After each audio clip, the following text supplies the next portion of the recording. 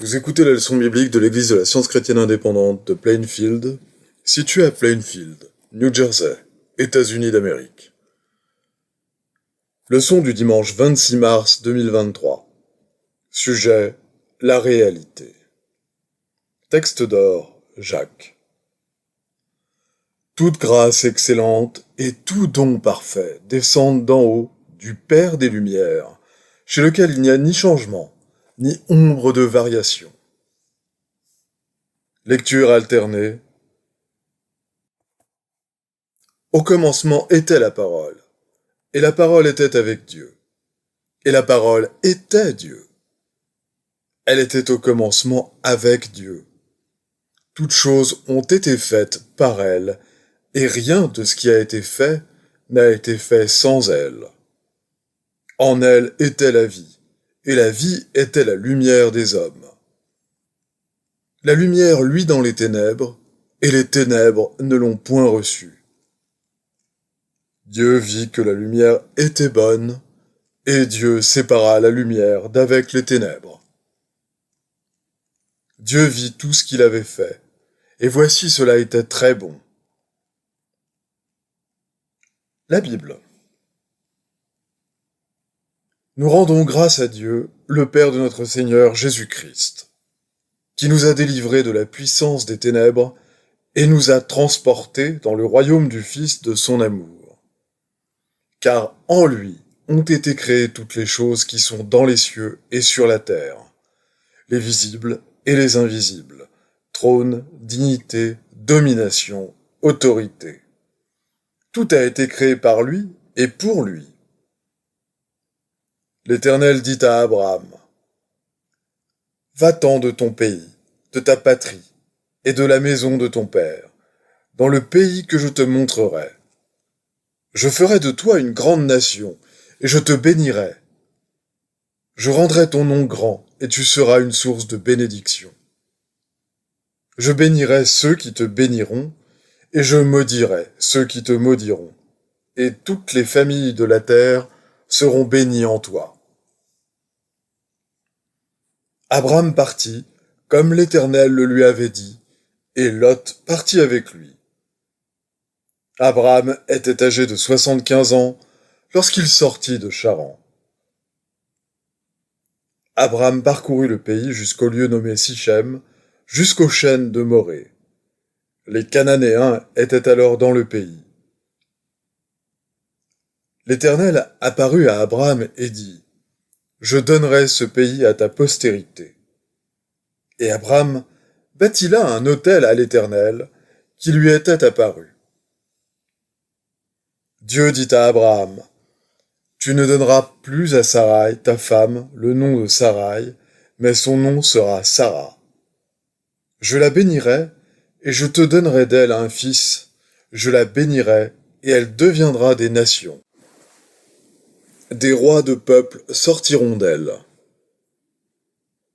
Abraham tomba sur sa face.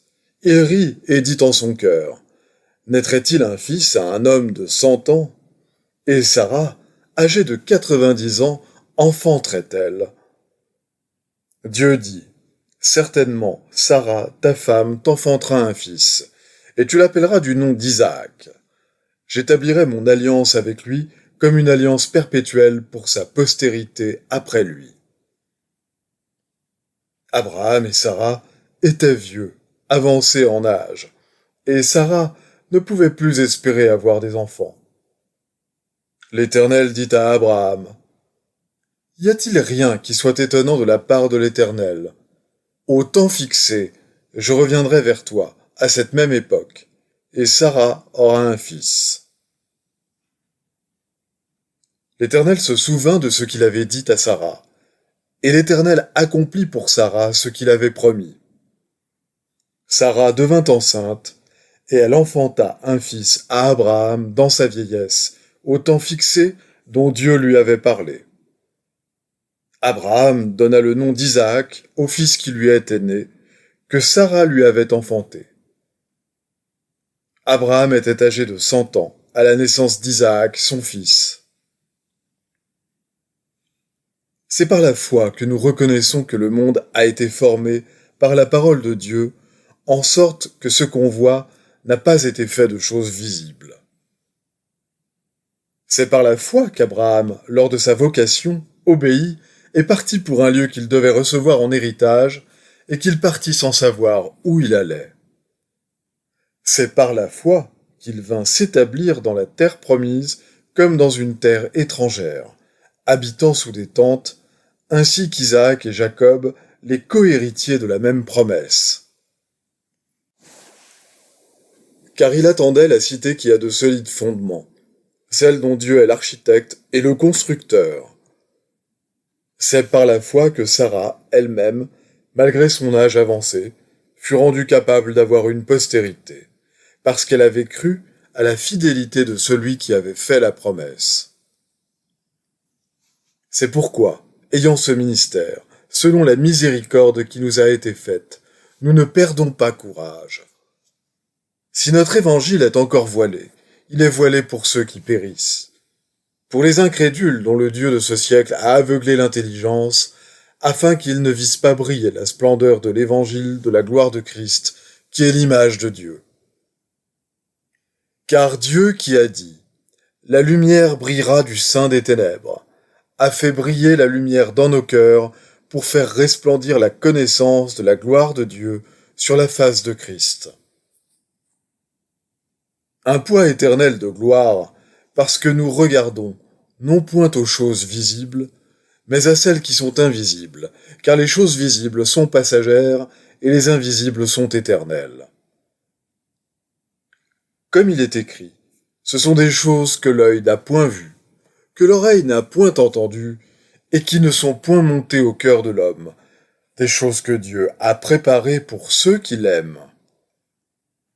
Dieu nous les a révélées par l'Esprit, car l'Esprit sonde tout, même les profondeurs de Dieu. Or, nous n'avons pas reçu l'Esprit du monde, mais l'Esprit qui vient de Dieu, afin que nous connaissions les choses que Dieu nous a données par sa grâce. Et nous en parlons, non avec des discours qu'enseigne la sagesse humaine, mais avec ceux qu'enseigne l'Esprit, employant un langage spirituel pour les choses spirituelles. Mais l'homme animal ne reçoit pas les choses de l'Esprit de Dieu, car elles sont une folie pour lui, et il ne peut les connaître, parce que c'est spirituellement qu'on en juge. L'homme spirituel, au contraire, juge de tout, et il n'est lui-même jugé par personne. À toi, Éternel, la grandeur, la force et la magnificence, l'éternité et la gloire, car tout ce qui est au ciel et sur la terre t'appartient. À toi, Éternel, le règne, car tu t'élèves souverainement au-dessus de tout. Maintenant, ô notre Dieu, nous te louons et nous célébrons ton nom glorieux. Je vais maintenant lire les passages corrélatifs tirés du livre d'études de la science chrétienne, Science et santé avec la clé des Écritures de Mary Baker Eddy. Dieu crée toutes les formes de la réalité. Ses pensées sont des réalités spirituelles. Pour saisir la réalité et l'ordre de l'être dans sa science, il vous faut commencer par considérer Dieu comme le principe divin de tout ce qui existe réellement. L'esprit, la vie, la vérité, l'amour ne font qu'un et sont les noms bibliques pour désigner Dieu. Toute substance, toute intelligence, toute sagesse, tout être, toute immortalité, toute cause et tout effet appartiennent à Dieu. Ce sont là ses attributs, les manifestations éternelles de l'infini principe divin, l'amour. Nulle sagesse n'est sage hormis sa sagesse. Nulle vérité n'est vraie que la vérité divine. Nul amour n'est aimable que l'amour divin. Nulle vie n'est vie que la divine. Nul bien n'existe, sauf le bien que Dieu accorde. L'Esprit bénit la multiplication de ses propres idées pures et parfaites. Toute forme, toute couleur, toute qualité et toute quantité émanent des éléments infinis de l'unique entendement et sont mentales, originairement et secondairement. Leur nature spirituelle ne se discerne que par les sens spirituels. L'univers de l'esprit reflète le pouvoir créateur du principe divin, la vie, qui reproduit les formes innombrables de l'entendement et gouverne la multiplication de l'idée composée, l'homme. L'arbre et la plante ne donnent pas de fruits en vertu d'un pouvoir de propagation qui leur est propre, mais parce qu'ils reflètent l'entendement qui inclut tout. Un monde matériel implique un entendement mortel et l'homme en tant que créateur. La création divine scientifique proclame l'entendement immortel et l'univers créé par Dieu. La création se manifeste perpétuellement et doit toujours continuer à se manifester en raison de sa source inépuisable. Le sens mortel invertit ce qui apparaît et qualifie les idées de matériel. Ainsi mal interprétée, l'idée divine semble tomber au niveau d'une croyance humaine ou matérielle, appelée homme mortel. Mais la semence est en elle-même uniquement parce que l'entendement divin est tout et reproduit tout. Parce que l'entendement est le multiplicateur et que l'idée infinie de l'entendement, l'homme et l'univers, est le produit. L'esprit donne la compréhension qui élève la conscience et conduit dans toute la vérité. Cette compréhension n'est pas intellectuelle, elle n'est pas le résultat de connaissances érudites. Elle est la réalité de toute chose mise en lumière. Tout ce qui est bon ou honorable, Dieu le fit. Tout ce qui est sans valeur ou nuisible, il ne le fit pas. D'où l'irréalité de ces choses. Nous lisons dans la science de la Genèse qu'il vit tout ce qu'il avait fait, et voici, cela était très bon. Il faut considérer le péché, la maladie et la mort comme aussi dépourvus de réalité qu'ils sont dépourvus du bien, Dieu. Les prétendues lois de la matière et de la science de la médecine n'ont jamais donné aux mortels la santé, l'harmonie et l'immortalité. L'homme est harmonieux lorsqu'il est gouverné par l'âme. Dieu n'a jamais décrété une loi matérielle pour annuler la loi spirituelle. Si une telle loi matérielle existait, elle s'opposerait à la suprématie de l'esprit, Dieu, et contesterait la sagesse du Créateur. La science montre que les opinions et les croyances mortelles, contradictoires et matérielles, produisent en tout temps les effets de l'erreur.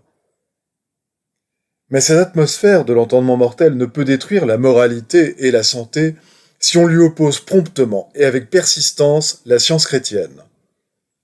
La vérité et l'amour sont un antidote contre ce miasme mental et ainsi fortifient et soutiennent l'existence. Le terme science bien compris n'a trait qu'aux lois de Dieu et à son gouvernement de l'univers, y compris l'homme.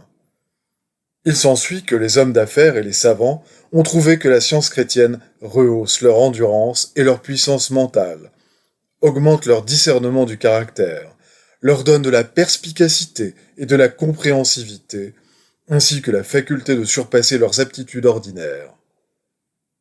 L'entendement humain, pénétré de cette compréhension spirituelle, devient plus souple, est capable de plus d'endurance, est moins prisonnier de lui-même et a besoin de moins de repos. Une connaissance de la science de l'être développe les facultés et les possibilités latentes de l'homme. Elle donne plus d'étendue à l'atmosphère de la pensée, accordant aux mortels l'accès à des domaines plus larges et plus élevés. Elle élève le penseur à son élément natif de pénétration et de perspicacité. Le manque de pouvoir spirituel dans la démonstration limitée du christianisme populaire ne réduit pas au silence le labeur des siècles. Ce n'est pas la conscience corporelle, mais la conscience spirituelle qui est nécessaire. L'homme délivré du péché de la maladie et de la mort présentent la vraie ressemblance ou idéal spirituel. Les systèmes de religion et de médecine traitent des douleurs et des plaisirs physiques, mais Jésus réprouvait la souffrance provenant d'une telle cause ou d'un tel effet. L'époque approche où la compréhension de la vérité de l'être sera la base de la vraie religion. Actuellement, les mortels progressent lentement de crainte d'être jugés ridicules. Ils sont esclaves de la mode, de l'orgueil et des sens. Nous apprendrons un jour comment l'esprit, le grand architecte, a créé les hommes et les femmes dans la science. Nous devrions nous lasser de ce qui est fugitif et faux, et ne rien chérir qui entrave en nous le moi le plus élevé. Dans la science, l'entendement ne produit pas la matière, et la matière ne produit pas non plus l'entendement. Nul entendement mortel n'a le pouvoir, le droit ou la sagesse de créer ou de détruire. Tout est sous l'empire du seul entendement, savoir Dieu. Vous êtes maître de la situation si vous comprenez que l'existence mortelle est un état d'illusion produit par soi-même et non la vérité de l'être. L'entendement mortel produit constamment sur le corps mortel les effets de fausses opinions. Il en sera ainsi jusqu'à ce que l'erreur mortelle soit privée de ses pouvoirs imaginaires par la vérité, qui balaie les fils diaphanes de l'illusion mortelle.